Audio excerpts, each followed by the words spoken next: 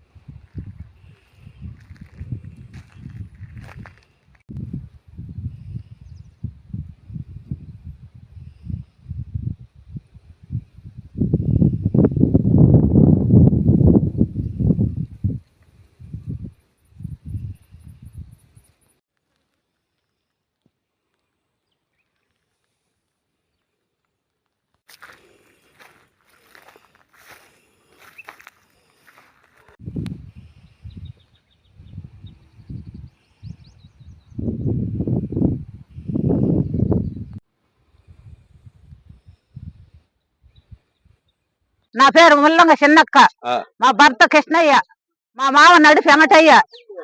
మాకు భూమి లేక కొనుక్కొని ఉన్నాము. 60 ఏళ్ళ భూమి అనుభవించినాము. అది 1వ నెంబర్ భూమిలో చేర్చినారు. అప్పటి నుండి మేము మామిడితో పెట్టుకొని అనుభవిస్తా ఉన్నాము. ఇప్పుడు మాకు తెలియకుండా నా కొడుకులు 2 చనిపోయినారు, నా భర్త చనిపోయినాడు. మాకు దిక్కెవరు లేరు. లేని సమయంలో ఎప్పుడు దొయ్యదోళ్ళాడో పొగులుదోళ్ళాడో మాకు తెలియదు. పండ్లు మాగిన టైర్లో నేను ఆటో పెట్టుకొని పోతే పండ్లు లేవు. ఏడ్చుకొని వచ్చి అప్పుడు ఎంఆర్ఓకి అర్జీ ఇస్తే ఎంఆర్ఓ ఏమన్నాడు, నువ్వు సెంట్రింగ్ వేసుకోవాలని భూమి కాడ మేము కావులు ఉంటామని అడిగినారు. అటువంటి కలెక్టర్స్ పోయినాను. కలెక్టర్ నేను న్యాయం నేను చేస్తానన్నాడు. మాకు కలెక్టర్ నుండి ఎంఆర్ఓకి అర్జీ వచ్చింది. అర్జీ నాకు ఇవ్వలేదు. మొత్తం ఎన్ని చెట్లు మాకు ఉండేది? లోడేసినాడు. 30 ఏళ్ళు అయింది. తైలవ తోపు 16 సెంట్లు. ఒక చెట్టు లేవు. లోడేసినాడు. 2 మట్లు 3 మట్లు లోడేసినాడు.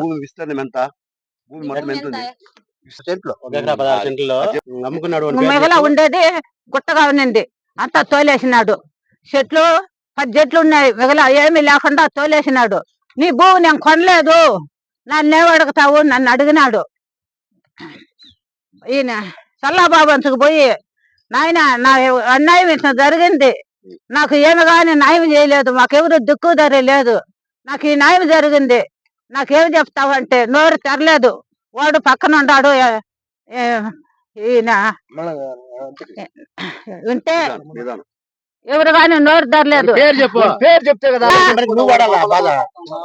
ముల్లంగి రమణ ఈ న్యాయం చేసినాడు. వాడు ఏమంటాడు, నీ భూమి నేను కొనలేదు, నన్నేమిటికి అడుగుతావు అని అడుగుతాడు. నేను నిద్ర లేచి తెల్లారితే 24 గంటలు మాకు ఏడుపు దుఃఖాలు. మాకు చూసేవాళ్ళు ఎవరు దిక్కులేరు. మనవరాళ్ళు ఉన్నారు, ఆడబిడ్డలు.